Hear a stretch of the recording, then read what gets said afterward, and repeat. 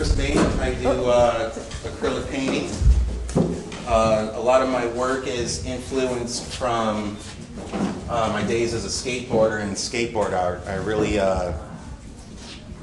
It really made an influence and a huge impact on me when I was in my youth, and I think it really influenced my career choice and my artist direction. I think it's really visible in the shape of the canvas that I work on. Very tall, very narrow. It really kind of forces me to work in a very tight area, very compact, very forced perspective. You can see a lot of the influence in the outlines, the bold use of color, some overlapping, graphical shapes and juxtaposed against some highly rendered figures. A lot of the stuff is just sort of a train of thought. I come up with the background first, and then as I'm working on the piece, it evolves, and I start adding another element in, and then working from there. So a good example would be this triptych. I had 3 canvases, and I just laid the green in and sat on it for a day or two and looked at it, and then added the bamboo shapes in. And then from that point, it evolved to what you see here, which is, it's a good mix of rendered, stylistic elements, some abstract thrown in the background. To me, it just all ties together into an interesting combination of visual work. I do 2 different themes in my work. One is based off of the Fisher-Price toy. Why I use that, I have no idea. It just stuck with me, and I use it a lot.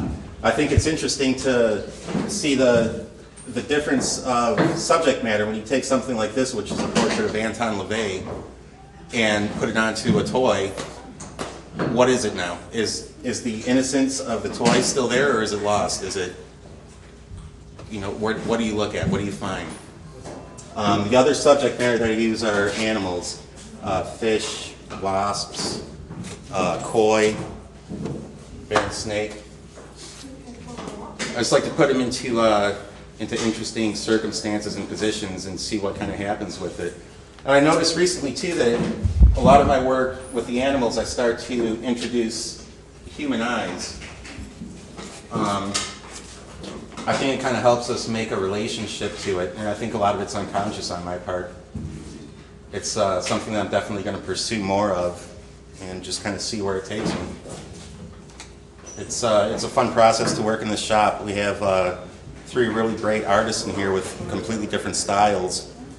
So when I get stuck on a piece, to go and ask Steve, who does very angular, very geometric, very clean, or Kate, who does very organic, nature-based work, and say, I'm stuck here, what's your suggestion? I get an interesting response that I would normally not think of on my own.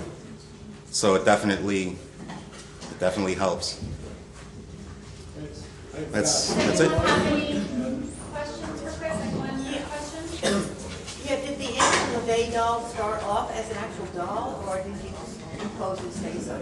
Well, no, it's I just took the shape of the Fisher-Price toy and imposed the character onto it. It's actually going to be part of a larger series. I want to do a lot of the darker kind of pop icon figures.